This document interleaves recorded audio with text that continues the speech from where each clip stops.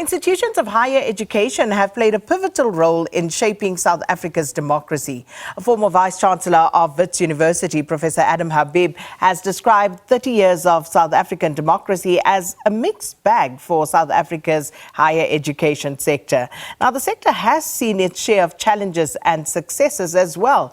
Now, from having hard conversations on racial transformation to the Fees Must Fall campaign, and of course, more students realizing their dreams of further studying by accessing government financial student funds have all come to pass in these 30 years. So to help us reflect on what has been achieved in 30 years of the country's democracy in the higher education sector, we joined virtually now by Professor Adam Habib, former Wits University Vice-Chancellor and current Vice-Chancellor of the School of Oriental and African Studies at the University of London. Prof Habib, good to see you. Welcome to Morning Live. Well, it's lovely seeing you as well, and it's lovely to be back on Morning Live after these many months and years. Indeed. And of course, we are taking the opportunity, as we have throughout the year, to just reflect on 30 years of South African democracy. And during that time, you yourself held very prestigious positions of being, among others, the Vice-Chancellor and Principal of the University of the Witwatersrand, one of our most prestigious entities here in South Africa as far as higher education is concerned. How would you characterize your term as Vice-Chancellor there? Well, I would say exciting, exhilarating, but turbulent. I think higher education as a general rule has been turbulent over the last 7 to 10 years. Having said that, I think higher education has done incredibly well for the country, for the system, for the production of knowledge. I mean, just think about it. We had about 37 universities in 1994. We had 26 universities over the last 10 years. Those 26 universities have about 1.1 million students compared to less than half of that, 425,000 in 1994. That means fewer institutions, more students, more graduates. Our research output in the system went up from about 700,000 from about 7,000 to 18,000 and close to 24,000 in recent years. I think we produce more PhD students. We produce more postgraduates. We have more people in TVET colleges. I think overall, it's a much more inclusive system. We have 74% of our students are Black African, 11.5% are white. I think we've been able to create a better system, a more efficient system, and that's something to celebrate. Having said that, I think that there are huge challenges. And I think that's the big question we have to ask. Quality is not equal across the institutions. We need better management and better efficiencies. We've wasted resources in many places. And I think those are hard questions around the management of our public institutions. And that's where we need to talk about and what we need to do better as we go forward. And to that point, Professor Habib, if we just look at what we are dealing with currently, what would you say are some of the low-hanging fruit, things that we can do quickly in order to facilitate doing better in some instances in the sector? Well, I think that there's a couple of hard questions we have to deal with, one of which is we have to grapple with the trade-offs we require.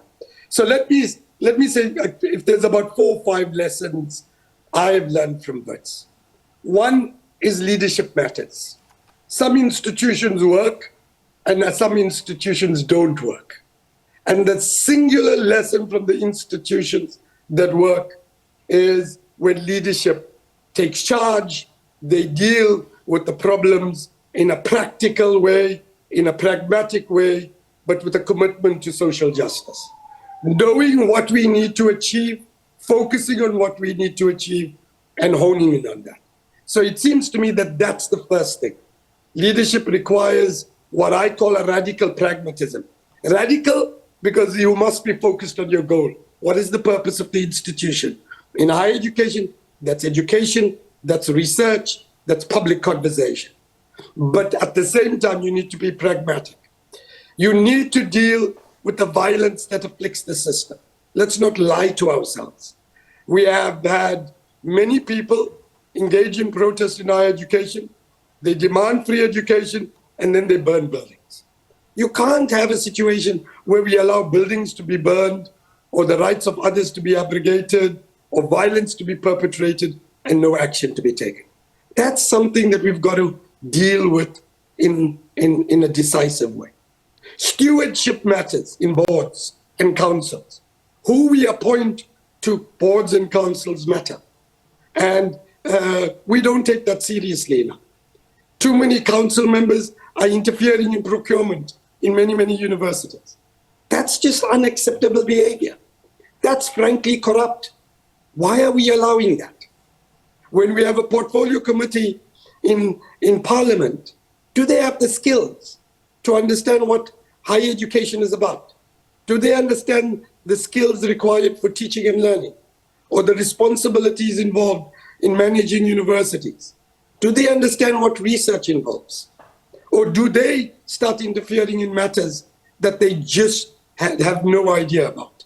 And so we have to ask, are we appointing the right people to councils? Are we appointing the right people to the portfolio committee on higher education?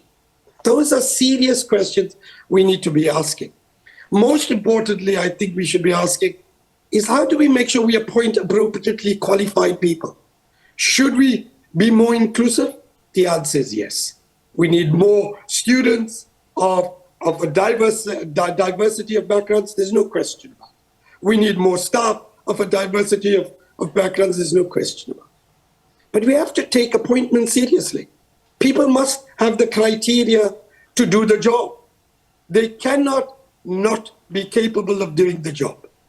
And that means we need to take transformation and academic excellence seriously. And frankly, there are many cases in our system where we don't take capability seriously and we don't take academic excellence seriously. And we need to have the courage to speak about that. How is it that so many public municipalities don't have people with skill sets to do the basic responsibilities of their job? That is outrageous. And so we need an honest conversation about are we appointing the right people? Are we appointing people with the right backgrounds, demographic backgrounds, but more, as importantly, if not more importantly, do they have the capabilities to do the job? And frankly, those are the hard questions we have to be asking. Otherwise, we'll never build public institutions that work. And we did, of course, live through some very interesting times, some campaigns that came to the fore, the hashtag Roads Must Fall, which ultimately then led to the Fees Must Fall campaign.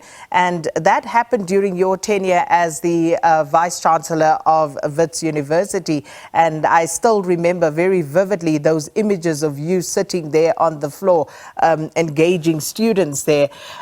How much would you say, Professor Habib, was that of a turning point for the country's higher education sector? So I think it was a turning point in positive and negative ways. And I think that that's worth knowing and worth remembering. When people ask me, why do you think you made a positive contribution to Wits University?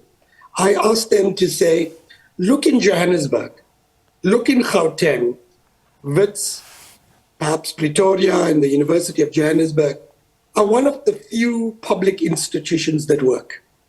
If you look at Wits today, both as a result of some of what I did, but much of what other colleagues did in the executive, in the academy, in professional services, Wits produces more students, it produces more research, it's financially stable, it is operationally stable, and it's one of the few public institutions that is succeeding. And that's a testimony to all of the people that have done so well at Wits over the last 10 years. And that's something that we should be proud of as a public institution. In a context when so many public institutions have collapsed, SAA, Transnet, ESCOM, the local municipalities. These universities, Wits, UJ, Pretoria, they tend to continue to work. They continue to produce graduates. They continue to be financially sustainable. They do research. We should be proud of them. And I think that even through all of the challenges of fees must fall, those institutions are running, and we should remember that. And so there are public institutions like some of these universities, like SARS, that do succeed. And the question is, we need to learn the lessons from why did they succeed, why have others failed, and what are the lessons to be learned from it. So that's the first thing I said. I think what Fees Must Fall did is took seriously that young people are unhappy, that we made all kinds of promises to them, and we need to take those promises seriously. That the universities, if you are like an institutional midwife to enable social mobility in the society, to allow progress in the society, and that we need to take seriously. But here's the problem that Fees Must Fall created. Fees Must Fall put the agenda of free education on the table. Former President Jacob Zuma decided that what we will do is anybody with a family income of less than 350,000 would be paid for by the state. We basically increased the NSFAS budget by about 25 billion. So we're spending about 42 billion. Most of that 25 billion goes to the most impoverished of students in the most impoverished of institutions, largely the historically black universities. Now, if you can tell me that 4 years later or 6 years later, those universities are more stable, they're producing better graduates, they're producing more graduates, then you can say, well, 25 billion, that's a worthwhile cost. But if they're not, if they are still as unstable as they are, if they're still as challenging on corruption as they are, if there's still problems about the quality of the graduates, then we should be asking, why are we spending 25 billion extra per annum? We've spent 125 billion. Have we got what we expected? Think about this. In Fort Hare, there are people trying to assassinate the Vice-Chancellor. That's a shocking indictment on us as a country and on higher education as an institution. Many of our institutions, the poorest of them, are unstable and severely compromised. Why is that the case after spending in the last couple of years more than 100 billion on them? What is going on? What is wrong with those management structures, those boards, those councils, the ministry, all of the kinds of questions we should be asking? Why, after spending more than 100 billion, those institutions are not any more stable than they should be? Now, don't mistake me. I think that money goes to the most impoverished of them. But the purpose of that money was to better education, better skills, better graduates, better institutions. Is that happening? And if not, why isn't it happening? And what's wrong that allows us to spend this kind of money without the outcomes that are required? That, it seems to me, is the central question we need to ask. And we have to have the courage to have honest answers to those questions. Well, we have to leave it there, but certainly some food for thought for us there, Professor Adam Habib.